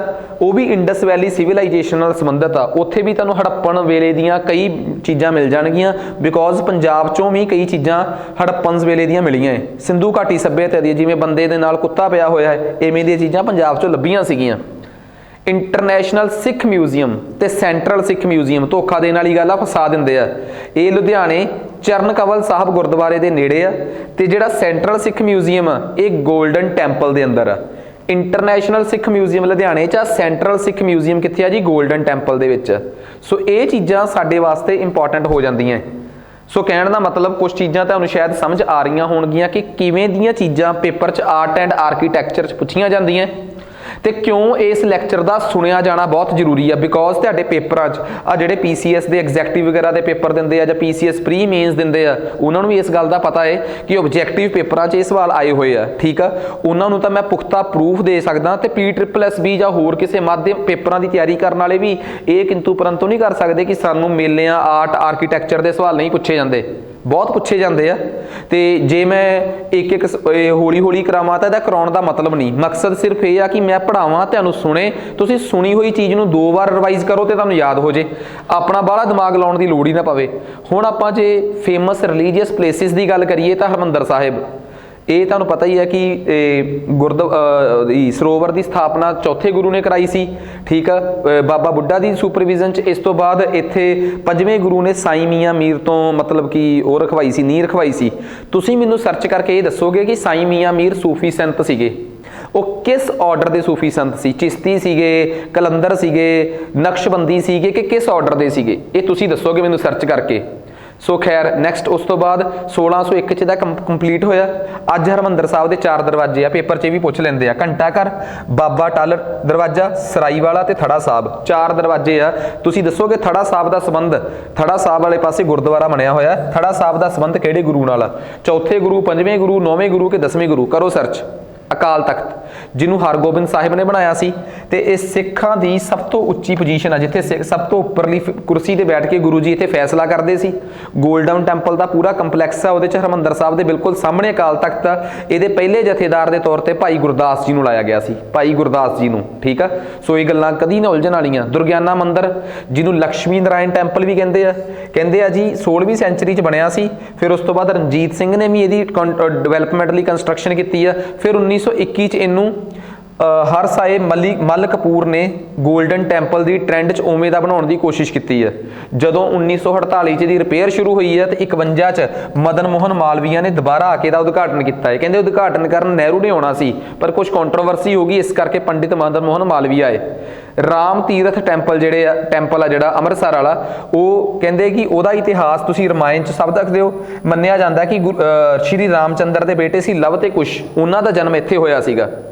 ਸੈਂਟ ਮੈਰੀ ਕੈਥਲਰ ਚਰਚ ਹੈ ਇੱਕ ਜਲੰਧਰ ਦੀ, ਜਿਹੜੀ ਕਿ ਰੋਮਨ ਕੈਥੋਲਿਕ ਚਰਚ ਹੈ ਇੱਕ, ਉਹ ਵੀ ਇੱਥੇ ਆ। ਸ਼ੀਤਲਾ ਮਾਤਲਾ ਦਾ ਮੰਦਿਰ ਜਿਹੜਾ ਹੈ ਉਹ ਹੈਗਾ ਹੈ ਜਲੰਧਰ 'ਚ। ਇਹ ਸਾਰੀਆਂ ਚੀਜ਼ਾਂ ਦਾ ਪਤਾ ਹੀ ਆਪਾਂ ਨੂੰ। ਫਿਰ ਉਸ ਤੋਂ ਬਾਅਦ ਇਮਾਮੀ ਨਸੀਰ ਦਾ ਮਕਬਰਾ, ਇਹ ਜਲੰਧਰ 'ਚ ਆ, ਤੇ ਇੱਥੇ ਬੜੀ ਪੁਰਾਣੀ ਦਰਗਾਹ ਜਿਹੜੀ ਆ ਮਸ਼ਹੂਰ ਆ। ਕਹਿੰਦੇ ਆ ਕਿ ਇਸ ਇਮਾਮੀ ਨਸੀਰ ਦਰਗਾਹ ਜਿਹੜਾ ਮਕਬਰਾ ਹੈ ਇਹ ਉੱਥੇ ਆ ਜਿੱਥੇ ਬਾਬਾ ਫਰੀਦ ਨੇ 40 ਦਿਨ ਤਪੱਸਿਆ ਕੀਤੀ ਸੀ। ਇਹ ਜਲੰਧਰ 'ਚ ਆ, ਨਾ ਕਿ ਫਿਰੋਜ਼ਪੁਰ 'ਚ। ਠੀਕ, ਫਰੀਦਕੋਟ 'ਚ। ਦੇਵੀ ਤਲਾਬ ਮੰਦਿਰ ਜਲੰਧਰ 'ਚ ਆ, ਇਹਦੇ ਬਾਰੇ ਦੱਸਣ ਦੀ ਲੋੜ ਨਹੀਂ। ਹਰ ਬਲਾਫ ਮੇਲਾ ਜਿਹੜਾ ਹੈ ਉਹ ਇਸੇ ਨਦੀ ਦੇ ਇਸੇ ਦੇਵੀ ਤਲਾਬ ਦੇ ਕੰਢੇ ਤੇ ਲੱਗਦਾ ਹੈ। ਗੁਰਦੁਆਰਾ ਚਰਨ ਕਮਲ ਮਾਛੀਵਾੜਾ ਸਾਹਿਬ 'ਚ। ਸੋ ਕਹਿੰਦੇ ਆ ਕਿ ਇੱਥੇ ਗੁਰੂ ਜੀ ਨੇ ਗੁਰੂ ਗੋਬਿੰਦ ਸਿੰਘ ਜੀ ਨਾਲ ਸੰਬੰਧਿਤ ਆ ਮਾਛੀਵਾੜਾ, ਤੇ ਮਾਛੀਵਾੜਾ ਦਾ ਇਤਿਹਾਸ ਤੁਹਾਨੂੰ ਬਹੁਤਿਆਂ ਨੂੰ ਪਤਾ ਹੀ ਆ। ਗੁਰਦੁਆਰਾ ਦੁਖਨਿਵਾਰਨ ਸਾਹਿਬ ਪਟਿਆਲੇ ਵੀ ਮਿਲੂਗਾ, ਤੇ ਇਹ ਲੁਧਿਆਣੇ 'ਚ ਵੀ ਆ। ਪਟਿਆਲੇ ਗੁਰੂ ਤੇਗ ਬਹਾਦਰ ਜੀ ਦੁਆਰਾ ਬਲੈਸਡ ਕੀਤਾ ਗਿਆ ਸੀ, ਮਤਲਬ ਉਹਨਾਂ ਨੇ ਇੱਥੇ ਚਰਨ ਪਾਏ ਸੀ। ਕਾਲੀ ਮਾਤਾ ਦਾ ਮੰਦਿਰ, ਜਿਹਨੂੰ ਭੁਪਿੰਦਰ ਸਿੰਘ ਨੇ ਸਪੈਸ਼ਲ ਕਾਲੀ ਮਾਤਾ ਦੀ ਮੂਰਤੀ ਨੂੰ ਕਲਕੱਤੇੋਂ ਲਿਆ ਕੇ ਫਿੱਟ ਇੰਸਟਾਲ ਕਰਵਾਇਆ ਸੀ ਤੇ ਇਹ ਮੰਦਿਰ ਬਣਵਾਇਆ ਸੀ। ਕਥਗੜ੍ਹ ਮੰਦਿਰ ਜਿਹੜਾ ਹੈ ਪਠਾਨਕੋਟ 'ਚ, ਤੇ ਬਿਆਸ ਤੇ ਜਿੱਥੇ ਝੁੱਜ ਨਦੀ ਜਿਹੜੀ ਆ ਉਹ ਮਿਲਦੀ ਹੈ।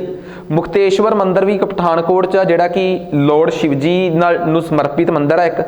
ਠੀਕ ਆ, ਆਸਾਪੂਰਨੀ, ਇਹ ਵੀ ਪਠਾਨਕੋਟ 'ਚ, ਮਾਤਾ ਆਸਾਪੂਰਨੀ ਦਾ ਹੈਗਾ ਹੈ। ਠੀਕ ਆ, ਉਸ ਤੋਂ ਬਾਅਦ ਆ ਗਿਆ ਪੰਜ ਮੰਦਿਰ ਕਪੂਰਥਲਾ 'ਚ, ਜਿਹਨੂੰ ਫਤਿਹ ਸਿੰਘ ਆਲੂਵਾਲੀਆ ਦੇ ਸਮੇਂ 'ਚ ਬਣਵਾਇਆ ਗਿਆ ਸੀਗਾ। ਸੋ ਮੰਦਿਰਾਂ ਨੂੰ ਵੀ ਇਗਨੋਰ ਨਹੀਂ ਕੀਤਾ ਜਾ ਸਕਦਾ। ਜਗਦੇਸ਼ਵਰ ਮਹਾਦੇਵ ਮੰਦਿਰ ਰੂਪਨਗਰ ਦੇ ਵਿੱਚ ਆ, ਸ਼ਿਵਜੀ ਨਾਲ ਸੰਬੰਧਿਤ ਮੰਦਿਰ ਆ। ਨੈਕਸਟ ਉਸ ਤੋਂ ਬਾਅਦ ਆ ਗਿਆ ਗੁਰਦੁਆਰਾ ਭੱਠਾ ਸਾਹਿਬ, ਜਿਹੜਾ ਸਤਲੁਜ ਨਦੀ ਦੇ ਕੰਢੇ ਤੇ ਆ ਤੇ ਗੁਰੂ ਗੋਬਿੰਦ ਸਿੰਘ ਜੀ ਨਾਲ ਸੰਬੰਧਿਤ ਆ। ਗੁਰਦੁਆਰਾ ਸਲੀਸਰ ਸਾਹਿਬ ਮਾਨਸਾ 'ਚ ਆ, ਤੇ ਗੁਰੂ ਤੇਗ ਬਹਾਦਰ ਜੀ ਉੱਥੇ ਗਏ ਸੀ। ਗੁਰਦੁਆਰਾ ਨਾਨਕਸਰ ਮੋਗੇ 'ਚ। ਅਕਾਲ ਤਖਤ, ਜਿਹਨੂੰ ਕਿ ਹਰਗੋਬਿੰਦ ਸਾਹਿਬ ਨੇ ਬਣਾਇਆ ਸੀ, ਭਾਈ ਗੁਰਦਾਸ ਜੀ ਦੇ ਪਹਿਲੇ ਹੈੱਡ ਗ੍ਰੰਥੀ ਜਥੇਦਾਰ ਰਹੇ ਆ। ਸੋ 5 ਤਖਤਾਂ ਦੇ ਵਿੱਚੋਂ ਇਹ ਆ, ਤੇ ਅੱਜ ਇੱਥੇ ਸਿੱਖ ਸਿਆਸਤ ਜਿਹੜੀ ਆ ਉਹ ਇੱਥੋਂ ਚੱਲਦੀ ਹੈ। ਸਿੱਖ ਪਾਰਲੀਮੈਂਟ ਦੇ ਤੌਰ ਤੇ ਜਿੰਨੇ ਵੀ ਅਕਾਲ ਤਖਤ ਦੇ ਜਿਹੜੇ ਜਥੇਦਾਰ ਹੁੰਦੇ ਆ, ਉਹ ਇੱਥੋਂ ਆਪਣਾ ਕੋਈ ਵੀ ਫਰਮਾਨ ਸਿੱਖ ਸੰਗਤ ਦੇ ਨਾਮ ਤੇ ਜਾਰੀ ਕਰਨਗੇ ਤਾਂ ਸਿੱਖ ਸੰਗਤ ਵਾਸਤੇ ਉਹ ਮੰਨਣਾ ਜ਼ਰੂਰੀ ਆ। ਠੀਕ ਆ, ਬੀਇੰਗ ਅ ਸਿੱਖ। ਤਖਤ ਦਮਦਮਾ ਸਾਹਿਬ ਤਲਵੰਡੀ ਸਾਬੋ 'ਚ। ਗੁਰੂ ਗੋਬਿੰਦ ਸਿੰਘ ਨੇ ਆਦਿ ਗ੍ਰੰਥ ਦੀ ਬੀੜ ਥੰਮ ਸਾਹਿਬ ਗੁਰਦੁਆਰੇ ਤੋਂ ਮੰਗਵਾ ਕੇ ਉਹਦੇ ਚੋਂ 5 ਗੁਰੂਆਂ ਦੀ ਬਾਣੀ ਲੈ ਕੇ ਵਿੱਚ ਆਪਣੇ ਪਿਤਾ ਜੀ ਦੀ ਬਾਣੀ ਨੂੰ ਐਡ ਕਰਕੇ ਗੁਰੂ ਗ੍ਰੰਥ ਸਾਹਿਬ ਨੂੰ ਇੱਥੇ ਕੰਪਾਈਲ ਕਰਵਾਇਆ ਸੀਗਾ ਭਾਈ ਮਣੀ ਸਿੰਘ ਜੀ ਤੋਂ ਤੇ ਨਾਲ ਬਾਬਾ ਦੀਪ ਸਿੰਘ ਜੀ ਤੋਂ। ਸੋ ਇੱਥੇ ਜਿਹੜੀ ਬੀੜ ਬਣੀ ਸੀ ਉਹਨੂੰ ਦਮਦਮਾ ਸਾਹਿਬ ਵਾਲੀ ਬੀੜ ਵੀ ਕਹਿੰਦੇ ਆ। ਇੱਥੇ ਬਹੁਤ ਲਿਟਰੇਰੀ ਕੰਮ ਹੋਇਆ। ਉਸ ਤੋਂ ਬਾਅਦ ਗੁਰੂ ਜੀ ਨੇ ਭਾਈ ਮਣੀ ਸਿੰਘ ਜੀ ਤੋਂ ਆਪਣਾ 10ਵਾਂ ਗ੍ਰੰਥ ਵੀ ਲਿਖਵਾਇਆ। ਇਸ ਕਰਕੇ ਇਹਨੂੰ ਨਾ ਉਹੀ ਕਛ ਕਿਹਾ ਜਾਂਦਾ ਹੈ ਜੋ ਹਿੰਦੂ ਧਰਮ ਦੇ ਵਿੱਚ ਬਨਾਰਸ, ਵਾਰਾਣਸੀ ਕਹਿ ਲਓ, ਬਨਾਰਸ ਕਹਿ ਲਓ, ਕਾਸ਼ੀ ਕਹਿ ਲਓ, ਉਹਦੀ ਜਗ੍ਹਾ ਹੈ ਉਹੀ ਇੱਥੇ ਇਹਦੀ ਸਿੱਖ ਧਰਮ 'ਚ ਜਗ੍ਹਾ ਹੈ। ਸੋ ਕੇਸਗੜ੍ਹ, ਤਖਤ ਸ਼੍ਰੀ ਕੇਸਗੜ੍ਹ ਸਾਹਿਬ ਰੂਪਨਗਰ 'ਚ ਦੱਸਣ ਦੀ ਲੋੜ ਹੀ ਨਹੀਂ। ਮੱਖੋਵਾਲ ਦੇ ਪਿੰਡ 'ਚ ਦੀਪਚੰਦ ਦੀ ਰਾਜਾ ਦੀਪਚੰਦ ਦੀ ਜਿਹੜੀ ਉਹ ਸੀਗੀ ਵਿਧਵਾ, ਉਹਦੇ ਤੋਂ ਜ਼ਮੀਨ ਲੈ ਕੇ ਗੁਰੂ ਜੀ ਨੇ ਇੱਥੇ ਸ਼ਹਿਰ ਵਸਾਇਆ ਸੀ। ਤੇ 9ਵੇਂ ਗੁਰੂ ਨੇ ਆਪਣੀ ਮਾਤਾ ਚੱਕ ਨਾਨਕੀ ਜੀ ਦੇ ਨਾਂ ਤੇ ਸ਼ਹਿਰ ਵਸਾਇਆ ਸੀ। ਚੱਕ ਨਾਨਕੀ ਦਾ ਨਾਮ ਰੱਖਿਆ ਸੀ। ਬਾਅਦ 'ਚ ਇਹਦਾ ਨਾਮ ਅਨੰਦਪੁਰ ਸਾਹਿਬ ਹੋ ਗਿਆ। 30 ਮਾਰਚ 1699 ਨੂੰ ਇੱਥੇ ਹੀ ਖਾਲਸਾ ਪੰਥ ਦੀ ਸਥਾਪਨਾ ਹੋਈ ਹੈ। ਹਜੂਰ ਸਾਹਿਬ ਨੰਦੇੜ ਗੋਦਾਵਰੀ ਨਦੀ ਦੇ ਕੰਢੇ ਤੇ ਆ, ਗੁਰੂ ਗੋਬਿੰਦ ਸਿੰਘ ਜੀ ਨਾਲ ਸੰਬੰਧਿਤ ਆ। ਠੀਕ ਆ। ਸੋ ਇਸ ਇਹਦੀ ਖਾਸੀਅਤ ਇਹ ਆ ਕਿ ਮਹਾਰਾਜਾ ਰਣਜੀਤ ਸਿੰਘ ਨੇ ਇਸ ਗੁਰਦੁਆਰੇ ਨੂੰ ਕਹਿ ਲਓ ਕਿ ਇਹਦਾ ਨਿਰਮਾਣ ਕਰਵਾਇਆ ਸੀਗਾ। ਠੀਕ ਆ। ਉਸ ਤੋਂ ਬਾਅਦ ਪਟਨਾ ਸਾਹਿਬ ਜਿਹੜਾ ਗੁਰੂ ਗੋਬਿੰਦ ਸਿੰਘ ਜੀ ਦੀ ਜਨਮ ਸ਼ੋਅ ਜਿੱਥੇ ਗੁਰੂ ਦਾ ਜਨਮ ਹੋਇਆ ਹੈ ਬੇਸਿਕਲੀ ਉਹ ਆ। ਗੱਲ ਕਰਦੇ ਆ ਪੰਜਾਬ ਦੇ ਹਿਸਟੋਰੀਕਲ ਗਾਰਡਨਸ ਦੀ, ਤਾਂ ਸਭ ਤੋਂ ਪਹਿਲਾਂ ਆਮ ਖਾਸ ਬਾਗ ਸਰਹੰਦ ਦੱਸਣ ਦੀ ਲੋੜ ਹੀ ਨਹੀਂ। ਤਾਂ ਪੰਜਾਬ ਦੇ ਪੁਰਾਣੇ ਬਾਗਾਂ 'ਚੋਂ ਇੱਕ ਆ। ਓਰੀਜਨਲੀ ਇਹਦਾ ਨਾਮ ਨੌਲੱਖਾ ਬਾਗ ਸੀਗਾ। ਰਾਮ ਬਾਗ ਪੈਲੇਸ ਅੰਮ੍ਰਿਤਸਰ 'ਚ ਆ ਜਿੱਥੇ ਰਣਜੀਤ ਸਿੰਘ ਦੁਆਰਾ ਇਹਨੂੰ ਬਣਾਇਆ ਗਿਆ ਸੀਗਾ। ਇਹਦੇ ਸੈਂਟਰ 'ਚ ਹੀ ਉਹਨਾਂ ਨੇ ਆਪਣਾ ਮਿਊਜ਼ੀਅਮ ਬਣਾਇਆ, ਸਮਰ ਮਿਊਜ਼ੀਅਮ। ਬਾਰਾਂਦਰੀ ਗਾਰਡਨ ਜਿਹੜਾ ਪਟਿਆਲੇ 'ਚ, ਜਿਹੜਾ ਕਿ ਕਿਸੇ ਟਾਈਮ ਰਜਿੰਦਰ ਸਿੰਘ ਜਿਹੜੇ ਕਿ ਪਟਿਆਲੇ ਦੇ ਰਾਜੇ ਸੀ ਉਹਨਾਂ ਦੀ ਇਹ ਜਗ੍ਹਾ ਰਹੀ ਆ। ਬਨਾਸਰ ਬਾਗ ਸੰਗਰੂਰ 'ਚ ਜਿਹਨੂੰ ਮਹਾਰਾਜਾ ਰਘਬੀਰ ਸਿੰਘ ਨੇ ਬਣਵਾਇਆ ਸੀਗਾ। ਯਾਦਵਿੰਦਰਾ ਗਾਰਡਨ ਪਟਿਆਲੇ 'ਚ ਨਾ ਹੋ ਕੇ ਯਾਦਵਿੰਦਰ ਦੇ ਨਾਮ ਤੇ ਪੰਚਕੂਲੇ ਦੇ ਬਾਹਰਲੇ ਪਾਸੇ ਆ ਜਿਹੜਾ ਪੰਜੌਰ ਸ਼ਹਿਰ 'ਚ ਸਥਾਪਿਤ ਆ। ਬਾਗ-ਏ-ਬੱਕਰੀ ਸੰਗਰੂਰ ਮਲੇਰਕੋਟਲੇ 'ਚ। ਠੀਕ ਆ। ਉਸ ਤੋਂ ਬਾਅਦ ਬਾਗ ਕੋਠੀ ਅਬਦੁਲ ਹਮੀਦ ਜਿਹੜਾ ਕਿ ਬਸੀ ਪਠਾਣਾ 'ਚ। ਰੋਜ਼ ਗਾਰਡਨ ਬਠਿੰਡੇ 'ਚ। ਕੰਪਨੀ ਬਾਗ ਵੀ ਅੰਮ੍ਰਿਤਸਰ 'ਚ ਤੇ ਕੰਪਨੀ ਬਾਗ ਇੱਕ ਜਲੰਧਰ 'ਚ ਵੀ ਆ। ਠੀਕ ਆ। ਸੋ ਰਾਮ ਬਾਗ ਅੰਮ੍ਰਿਤਸਰ 'ਚ ਹੀ ਆ, ਕਿਤੇ ਕੰਪਨੀ ਬਾਗ ਅੰਮ੍ਰਿਤਸਰ ਦੇ ਨਾਲ ਨਾਲ ਜਲੰਧਰ 'ਚ ਵੀ ਆ। ਪੰਜਾਬ ਦੇ ਇੰਪੋਰਟੈਂਟ ਐਜੂਕੇਸ਼ਨਲ ਇੰਸਟੀਟਿਊਟਸ, ਪੰਜਾਬ 'ਚ ਇੱਕ ਸੈਂਟਰਲ ਯੂਨੀਵਰਸਿਟੀ 2009 'ਚ ਬਣੀ ਸੀ ਜਿਹੜੀ ਕਿ ਭਾਰਤ ਦੇ ਪਾਰਲੀਮੈਂਟ ਦੁਆਰਾ ਪਾਸ ਕੀਤੀ ਗਈ ਸੀ। ਇਹਦੇ ਚਾਂਸਲਰ ਨੇ ਸਰਦਾਰਾ ਸਿੰਘ ਜੌਲ ਤੇ ਵਾਈਸ ਚਾਂਸਲਰ ਨੇ ਆਰ.ਕੇ. ਕੋਹਲੀ। ਪੰਜਾਬ ਯੂਨੀਵਰਸਿਟੀ ਚੰਡੀਗੜ੍ਹ 'ਚ 1882 'ਚ ਲਾਹੌਰ ਬਣੀ ਸੀ। 1856 'ਚ ਇਹਨੂੰ ਚੰਡੀਗੜ੍ਹ ਲੋਕੇਟ ਕਰ ਦਿੱਤਾ ਗਿਆ ਸੀ। ਉਸ ਤੋਂ ਪਹਿਲਾਂ ਇਹ ਹੁਸ਼ਿਆਰਪੁਰ ਆਪਣੇ ਕੈਂਪਸ ਤੋਂ ਵੀ ਚੱਲੀ ਹੈ। ਠੀਕ ਆ। ਇਹਦਾ ਕੈਂਪਸ ਲੀ ਕਰਬਜ਼ੀਅਰ ਦੀ ਅਧਿਅਕਸ਼ਤਾ ਦੇ ਵਿੱਚ ਪੈਰੀ ਜੈਨਟ ਨੇ ਡਿਜ਼ਾਈਨ ਕੀਤਾ ਸੀਗਾ। ਠੀਕ ਆ। ਲੀ ਕਰਬਜ਼ੀਅਰ ਓਵਰਆਲ ਜਿਨ੍ਹਾਂ ਨੇ ਚੰਡੀਗੜ੍ਹ ਡਿਜ਼ਾਈਨ ਕੀਤਾ ਸੀ, ਫ੍ਰੈਂਚ ਆਰਕੀਟੈਕਟ ਸੀਗੇ। ਫਿਲਹਾਲ ਦੀ ਘੜੀ ਸਾਡੇ ਦੇਸ਼ ਦਾ ਜਿਹੜਾ ਵੀ ਉਪ ਰਾਸ਼ਟਰਪਤੀ ਹੋਊਗਾ ਉਹ ਇਸ ਯੂਨੀਵਰਸਿਟੀ ਦਾ ਚਾਂਸਲਰ ਹੈਗਾ। ਸੋ ਉਹੀ ਐਕਸ ਆਫੀਸ਼ੀਓ ਚਾਂਸਲਰ ਆ। PAU ਲੁਧਿਆਣਾ, ਇਹਨੂੰ 1862 'ਚ ਜਦੋਂ ਇਹ ਸਟੈਬਲਿਸ਼ ਹੋਇਆ ਤਾਂ ਕਾਲਜ ਆਫ ਐਗਰੀਕਲਚਰ ਕਿਹਾ ਜਾਂਦਾ ਸੀ। ਫਿਰ ਇਹਨੂੰ ਫਾਰਮਲੀ ਇਹਨੂੰ ਪ੍ਰਧਾਨ ਮੰਤਰੀ ਨੂੰ 1963 'ਚ ਨਹਿਰੂ ਨੇ ਇਨੈਗੂਰੇਟ ਕੀਤਾ। ਤੇ ਇਸ ਦਾ ਪੰਜਾਬ ਇੰਡੀਆ ਦੀਆਂ ਦੋ ਹੀ ਯੂਨੀਵਰਸਿਟੀਜ਼ ਨੇ, ਇੱਕ ਆਈ ਥਿੰਕ ਗੋਬਿੰਦਵੰਤ ਆ ਤੇ ਦੂਜੀ ਇਹ ਆ ਜਿਹੜੀ ਐਗਰੀਕਲਚਰ ਦੇ ਵਾਸਤੇ ਸ਼ੁਰੂ 'ਚ ਡੈਡੀਕੇਟਡ ਯੂਨੀਵਰਸਿਟੀਜ਼ ਰਹੀਆਂ। ਭਾਸ਼ਾ ਦੇ ਨਾਂ ਤੇ ਦੁਨੀਆ ਦੀ ਦੂਜੀ ਯੂਨੀਵਰਸਿਟੀ ਆ ਪੰਜਾਬੀ ਯੂਨੀਵਰਸਿਟੀ ਪਟਿਆਲਾ। ਇਸ ਤੋਂ ਪਹਿਲਾਂ ਇਜ਼ਰਾਈਲ ਦੀ ਹੈਬਰੂ ਯੂਨੀਵਰਸਿਟੀ ਆ ਜਿਹੜੀ ਭਾਸ਼ਾ ਦੇ ਨਾਮ ਤੇ ਆ, ਕਿਸੇ ਦੇ ਲੈਂਗੁਏਜ ਦੇ ਨਾਮ ਤੇ ਆ ਬੇਸਿਕਲੀ। 30 ਅਪ੍ਰੈਲ 1962 ਨੂੰ ਇਹਦੀ ਸਥਾਪਨਾ ਹੋਈ ਸੀਗੀ। ਠੀਕ ਆ। ਗੁਰੂ ਨਾਨਕ ਦੇਵ ਯੂਨੀਵਰਸਿਟੀ ਹੈਗੀ ਆ ਜੀ ਅੰਮ੍ਰਿਤਸਰ 'ਚ। ਗੁਰੂ ਨਾਨਕ ਦੇਵ ਜੀ ਦੇ 500 ਸਾਲ ਦੀ ਸੈਲੀਬ੍ਰੇਸ਼ਨ 'ਚ ਇਸ ਯੂਨੀਵਰਸਿਟੀ ਦੀ ਅੰਮ੍ਰਿਤਸਰ 'ਚ ਪੰਜਾਬ ਵਿਧਾਨ ਸਭਾ ਨੇ ਐਕਟ ਪਾਸ ਕਰਕੇ ਸਥਾਪਨਾ ਕੀਤੀ ਸੀ। ਇੱਕ ਹੋਰ ਸਰਕਾਰੀ ਯੂਨੀਵਰਸਿਟੀ ਆ Punjab technical university. Punjab technical university Jalandhar 'ਚ ਜਿਹੜੀ ਕਿ 1997 'ਚ ਐਕਟ ਪਾਸ ਕਰਕੇ ਬਣਾਈ ਗਈ ਸੀ। ਫਿਰ ਇੰਦਰ ਕੁਮਾਰ ਗੁਜਰਾਲ ਜੀ ਨੂੰ ਡੈਡੀਕੇਟਡ I.K. ਗੁਜਰਾਲ ਇਸ ਯੂਨੀਵਰਸਿਟੀ ਦਾ ਨਾਮ ਰੀਨੇਮ ਕਰਕੇ I.K. ਗੁਜਰਾਲ ਦੇ ਨਾਮ ਤੇ ਰੱਖਿਆ ਗਿਆ। ਉਸ ਤੋਂ ਬਾਅਦ PTU ਜਾਣੀ ਕਿ ਜਲੰਧਰ ਵਾਲੀ ਜਿਹੜੀ ਪੰਜਾਬ ਟੈਕਨੀਕਲ ਯੂਨੀਵਰਸਿਟੀ ਆ ਉਹਦਾ ਵਰਕਲੋਡ ਘਟਾਉਣ ਵਾਸਤੇ 2015 'ਚ ਕੁਝ ਕਾਲਜ ਜਿਹੜੇ ਆ ਉਹ ਮਹਾਰਾਜਾ ਰਣਜੀਤ ਸਿੰਘ PTU ਦੇ ਅੰਡਰ ਬਠਿੰਡੇ ਅੱਡ ਸੈਂਟਰ ਬਣਾ ਕੇ ਉਹਦੇ ਅੰਡਰ ਕਰ ਦਿੱਤੇ ਗਏ। ਪੰਜਾਬ ਦੇ ਵਿੱਚ ਆਯੁਰਵੇਦ ਨੂੰ ਰਿਕੋਗਨਾਈਜ਼ ਕਰਨ ਵਾਲੀ ਤੇ ਪੰਜਾਬ ਦੇ ਜਿੰਨੇ ਆਯੁਰਵੈਦਿਕ ਕਾਲਜ ਆ ਉਹਨਾਂ ਨੂੰ ਰਿਕੋਗਨਾਈਜੇਸ਼ਨ ਦੇਣ ਵਾਸਤੇ ਹੁਸ਼ਿਆਰਪੁਰ 'ਚ ਰਵੀਦਾਸ ਆਯੁਰਵੇਦ ਯੂਨੀਵਰਸਿਟੀ ਬਣੀ ਆ ਜਿਹਨੂੰ ਪੰਜਾਬ ਸਰਕਾਰ ਨੇ 2011 'ਚ ਸਥਾਪਿਤ ਕੀਤਾ ਹੈ। ਤੇ ਆਯੂਸ਼ ਮਿਨਿਸਟਰੀ ਦੇ ਥੱਲੇ ਇਹਦੀ ਅਪਲਿਫਟਮੈਂਟ ਕੀਤੀ ਜਾ ਰਹੀ ਹੈ। ਜਿਹੜੀ ਸੈਂਟਰ ਦੀ ਆਯੂਸ਼ ਮਿਨਿਸਟਰੀ ਹੈ ਨਾ, ਆਯੁਰਵੇਦ, ਯੋਗਾ ਐਂਡ ਨੈਚੁਰੋਪੈਥੀ, ਯੂਨਾਨੀ ਐਂਡ ਸਿੱਧਾ। ਪੀਏਯੂ ਦੇ ਕੰਪਲੈਕਸ ਦੇ ਅੰਦਰ ਹੀ 2005 ਚ ਪੀਏਯੂ ਦਾ ਇੱਕ ਹਿੱਸਾ ਜਿਹੜਾ ਵੈਟਰਨਰੀ ਵਾਲਾ ਸੀਗਾ ਉਹਨੂੰ ਅੱਡ ਯੂਨੀਵਰਸਿਟੀ ਦੇ ਤੌਰ ਤੇ ਸਥਾਪਨ ਕਰ ਦਿੱਤਾ ਗਿਆ, ਗੜਵਾਸੂ Guru Angad Dev veterinary and animal science university, ਜਿਹਨੂੰ ਪੀਏਯੂ ਤੋਂ ਅੱਡ ਕਰਕੇ ਸਪੈਸ਼ਲੀ ਜਾਨਵਰਾਂ ਵਾਸਤੇ ਯਾਨੀ ਕਿ ਆਪਣੇ ਲਾਈਵ ਸਟਾਕ ਵਾਸਤੇ ਤੇ ਪਸ਼ੂਆਂ ਵਾਸਤੇ ਤੇ ਉਹਨਾਂ ਦੀ ਹੈਲਥ ਤੇ ਡਿਜ਼ੀਜ਼ ਦੀ ਪ੍ਰੀਵੈਂਸ਼ਨ ਵਾਸਤੇ ਵੱਖਰੀ ਯੂਨੀਵਰਸਿਟੀ ਪੀਏਯੂ ਚੋਂ ਕੱਢ ਕੇ ਬਣਾਤੀ। ਸੋ ਇਹ ਗੜਵਾਸੂ ਉੱਥੇ ਆ। Baba Farid university of health sciences Punjab ਦੇ ਮੈਡੀਕਲ ਕਾਲਜਾਂ ਨੂੰ ਰੈਗੂਲੇਟ ਕਰਨ ਵਾਲੀ ਇੱਕ ਯੂਨੀਵਰਸਿਟੀ ਆ, ਜਿਹਨੂੰ ਪੰਜਾਬ ਵਿਧਾਨ ਸਭਾ ਨੇ 1998 ਚ ਬਣਾਇਆ।